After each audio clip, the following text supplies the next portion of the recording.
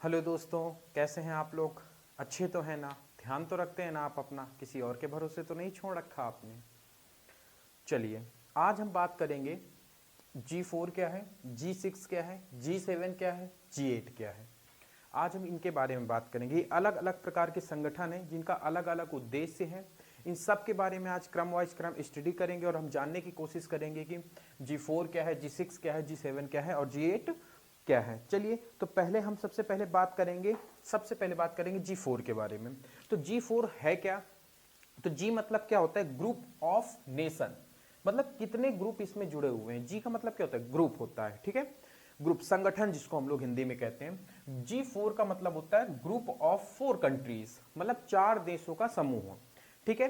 तो हम सबसे पहले बात करेंगे किसकी? सबसे पहले हम बात करेंगे G4 के ही बारे में कि G4 है क्या एक्चुअली में।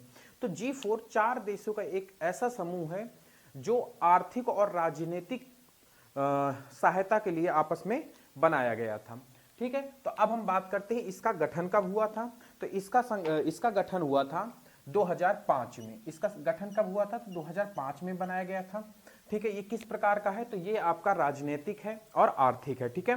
किस प्रकार का है? तो राजनीतिक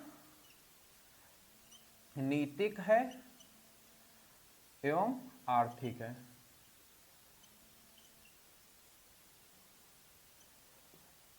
आर्थिक है, ठीक है। तो इसका टाइप्स क्या हुआ G4 का टाइप हुआ कि आपका किस प्रकार का है ये? तो राजनीतिक है और आर्थिक रूप से एक दूसरे की सहायता करना, ठीक है। ये किसका है? G4 का है, ठीक है। इसका उद्देश्य एक्चुअली में क्या कहता है? तो इसका उद्देश्य यही है कि हम एक दूसरे की किस प्रकार से सहायता कर सकते हैं, किस प्रकार से हम लोग एक दूसरे को सपोर्ट कर सकते हैं, इसका मुख्य उद्देश्य है। लेकिन अगर कहा जाए कि एक्चुअल में इसका फाउंडर क्यों, मतलब इसको बनाया क्यों गया, तो इसका मेन सबसे उद्देश्य से अगर मैं बात करूं तो UN, जो मैं पहले ही अपने वीडियो में पढ़ा चुका हूं, कल या परसों मैंने उस वीडियो को अपलोड किया था। अगर आपको UN के बारे में जानना है तो आप मेरा वो वीडियो देख सकते हो। हालांकि मैं उसको आई बटन पे क्लिक करके आप उसे देख सकते हैं, ठीक है। तो इसमें UN में स्थायी सदस्यता पाना, ठीक है। स्थायी सदस्यता प्राप्त करना। अब इसका मतलब क्या है? मतलब किस प्रकार से स्थायी सदस्यता प्राप्त करना?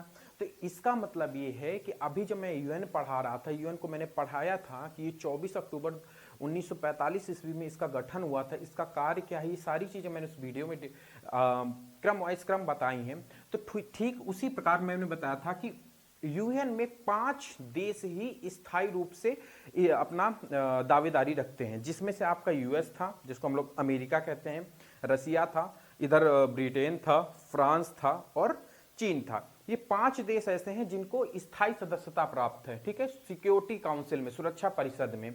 तो वहीं पर अपने आप की दावेदारी पेश करने के लिए इस ग्रुप को बनाया गया, जिसमें 4 देशों ने सबसे प्रबल दावेदारी पेश किया था कि हम भी स्थायी सदस्यता प्राप्त करने के हकदार हैं, ठीक है। तो इसमें जो G4 है, इसका मुख्य उद्देश्य यही था कि हम UN में क्या बनाएं? UN की स्थायी सदस्यता को प्राप्त करें, ठीक है। अब बात करते हैं कि स्थायी सदस्यता का मतलब क्या होता है। मैं थोड़ा थोड़ा आपको बता देता हूं। स्थायी सदस्यता का मुख्य मतलब ये होता है कि उनके पास वीटो पावर होती है। सुरक्षा काउंसिल में एक अधिकार होता है, जो लोग स्थायी सदस्यता रखते हैं, जैसे 5 देश स्थायी सदस्यता रखते हैं, तो उनके पास वीटो पावर, जिसको हिंदी में निषेध शक्ति बोलते हैं, उनके पास निषेध शक्ति है, उनके पास मना करने की शक्ति है। उनमें से किसी एक देश ने भी वीटो लगा दिया अगर, तो वह विधेयक या वह कार्यक्रम कभी भी पास नहीं हो सकता है UN की महासभा से। तो इस बात को आप ध्यान रखिएगा। तो G4 का मोस्टली ये था कि भाई हम लोग भी क्या करें, अपनी दावेदारी पेश करें कि मैं भी UN की स्थायी सदस्यता रखता हूं। इसमें कुल मिला के देशों की संख्या पूछी जाए तो 4 देशों की संख्या है। कितने देशों की संख्या है? तो इसमें 4 देशों की संख्या है। अब 4 देश इसमें कौन कौन से हैं? तो याद करने का तरीका है, दक्षिणी अमेरिका से एक देश आता है जिसका नाम है ब्राजील, ठीक है। अब बात करते हैं, ब्राजील हो गया। यहां से यूरोप से एक कंट्री आ जाती है, कौन आ जाता है? तो वो हो जाती है जर्मनी, ठीक है। इसी प्रकार से एशिया से 2 देश आ जाते हैं, जिसमें से एक हमारा खुद भारत है और एक है अपना जापान, ठीक है। तो ये 4 देश ऐसे हैं जो अपनी क्या करते हैं, दावेदारी पेश करते हैं कि भाई हम भी स्थायी सदस्यता रखते हैं यूएन में, हमें भी वीटो पावर मिलना चाहिए, हमें भी सुरक्षा परिषद में हमें भी यूएन में स्थायी सदस्यता मिलनी चाहिए। ठीक है, अब देखो बात क्या करते हैं, देखिए ब्राजील हो गया, जर्मनी हो गया, भारत हो गया और जापान, इन 4 देशों ने 2005 में एक ऐसा संगठन बनाया जिसको हम लोगों ने कहा G4 के नाम से जाना गया। ठीक है, जिसका मुख्य उद्देश्य मैंने आपको समझा दिया किस प्रकार का है, तो ये राजनीतिक और एक आर्थिक गठबंधन है। इसका गठबंधन 2005 में हुआ था। मुख्य उद्देश्य क्या है इसका और इसके देश बता दिए। मेन चीजें यही है कि G4 होता क्या है, कब इसका गठन हुआ, क्या इसका उद्देश्य है, कितने इसके देश है, मैंने सब कुछ समझा दिया। अब इसके बाद हम बात करेंगे इन 3 देशों का। इन 3 देशों का एक अपना एक अलग सा समूह है। कभी G7, कभी G6 बना था, फिर 7 हुआ, फिर 8 हुआ, फिर इसके बाद 7 हुआ था। तो इसके एक क्रम वाइज क्रम चलता रहा है। तो इसके बारे में हम लोग नेक्स्ट स्लाइड में बात करते हैं। आपको आई होप मेरे हिसाब से आपको ये बहुत अच्छे समझ में आ गया होगा कि G4 है क्या। अब हम बात करते हैं इनके बारे में। ठीक है,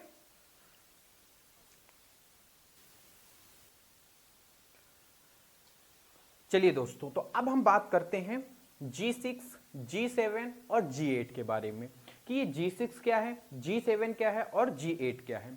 ठीक है, तो अब हम बात करेंगे सबसे पहले G6 के बारे में। तो G6 इसका मतलब होता है ग्रुप ऑफ 6 कंट्रीज, 6 नेशंस जिसको हम लोग कहते हैं। इसको बनाने का मुख्य कारण क्या था, इसमें वो 6 देश शामिल किए गए जो दुनिया में मोस्टली इसके 2 विशेषताएं हैं। G6 में शामिल होने की 2 विशेषताएं थी। इसमें दुनिया के वे देश शामिल हुए जिनकी एक तो इकोनॉमी बहुत तगड़ी थी, बहुत तेजी से बूस्ट करती थी, और दूसरी जिसके पास औद्योगिकीकरण बहुत अत्यधिक था। उसमें ग्रुप ऑफ 6 नेशन, 6 कंट्रियों का एक समूह बनाया गया जिसका स्थापना या बोलो फिर गठन की मैं बात करूं तो जिसका गठन हुआ था हमारा 1975 में इसका गठन किया गया। ठीक है, तो इसमें कौन कौन से देश थे, इसके देखिए इसमें मेन कारण यही था कि जो इकोनॉमी पावर रखता हो और जिसके पास औद्योगिकी क्षेत्र काफी हो, तो उस दुनिया में 6 देशों को सबसे पहले शामिल किया गया। वो देश कौन कौन से, देखिए यहीं से अब पता लगेगा G6 के बाद G7 कब बना, G8 कब बना और पुनः G8 से G7 कब बना। तो आइए पहले देखते हैं 6 देश कौन कौन से थे। तो सबसे पहले तो अमेरिका USA था, जिसको हम लोग अमेरिका कहते हैं।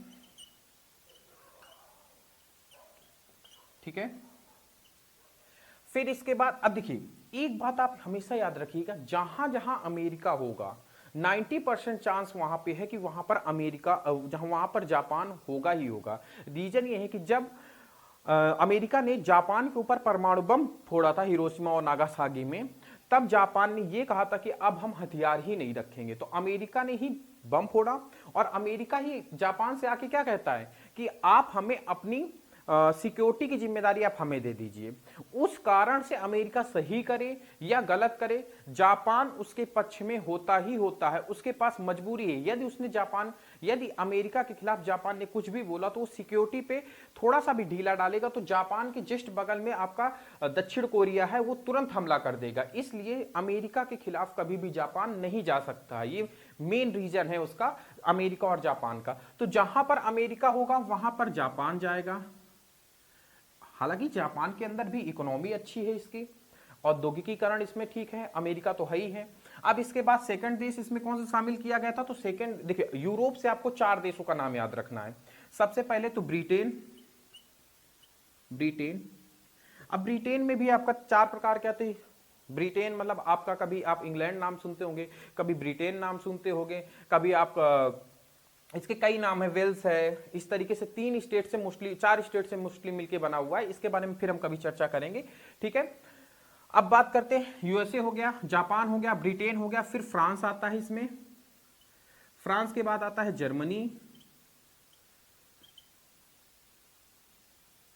ठीक है, जर्मनी के बाद आता है इटली। कितने हो गए, 1 2 3 4 5 6, ये 6 देशों का समूह क्या बनाया मिलके 1975 में मिलके बनाया G6।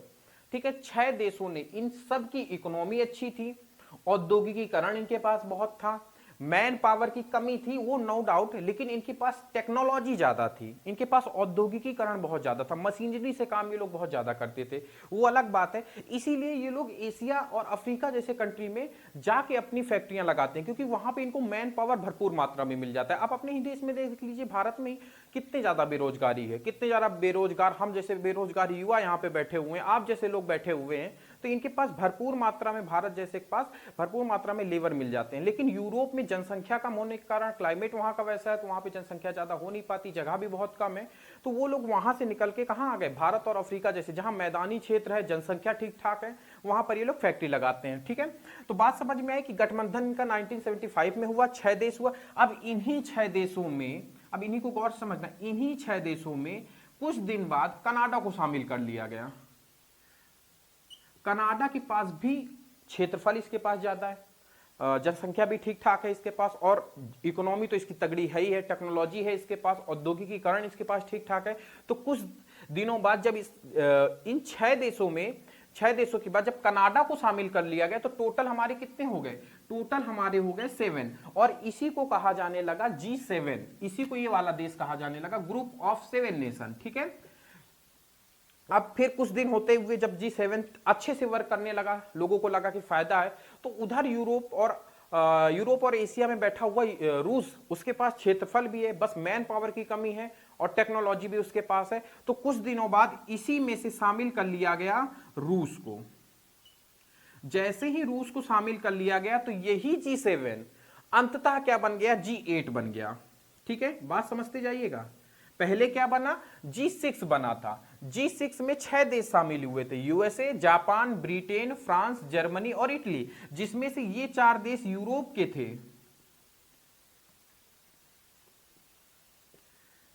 थे, और ये देश आपका कहां था, उत्तरी अमेरिका का था, ये एशिया का था। ठीक है, तो ये 4 देश यूरोप के थे, इसमें से ये उत्तरी अमेरिका का था, ये एशिया का था। फिर इसके बाद कुछ समय बाद इसमें कनाडा को शामिल कर लिया गया। जब ये G7 परिवर्तित होकर क्या बन गया, G6 परिवर्तित होकर क्या बन गया, G7 बन गया। और इसी G7 में कुछ दिनों बाद रूस को भी शामिल कर लिया गया, तो ये G7 क्या बन गया, G8 बन गया। हालांकि G8 अब एग्जिस्ट नहीं करता है, ये अब खत्म हो चुका है। क्यों खत्म हुआ है कि 2014 में जापान ने यूक्रेन का एक स्थान था क्रीमिया, हालांकि ये क्रीमिया जो है ना रूस का ही हिस्सा था, रूस ने गिफ्ट में दिया था उसको, 2014 में जैसे ही वापस ले लिया। तो अब आप देखना इन लोगों की मतलब मानसिक स्थिति को आप गौर से देखिए, यूएसए, जापान, ब्रिटेन। अब यूएसए की जो सोच है, पूंजीवादी सोच जिसको कहते हैं, वो सब देखो, ब्रिटेन, फ्रांस, जर्मनी, ये इसी के पिछलग्गू हैं, इसी की सोच विचारधारा रखते हैं। और जापान के पास मजबूरी ये पड़ जाती है कि भी मैंने बताया था कि इसके पास सिक्योरिटी संभाले हुए यूएसए, ये इसके खिलाफ जा ही नहीं सकता। तो जब ये 6 नेशंस ने रूस का विरोध कर दिया, और देखो यूएसए कनाडा से जस्ट बॉर्डर लगाए हुए, अगर ये इसके विपरीत जाता है तो ये दिक्कत कर देता है। ठीक है, बाउंड्री लगती है तो बहुत कुछ, जैसे अपने भारत और पाकिस्तान में बाउंड्री लगती है, आए दिन गोलियां चलती रहती हैं, आए दिन हमारे सैनिक मारे जाते हैं।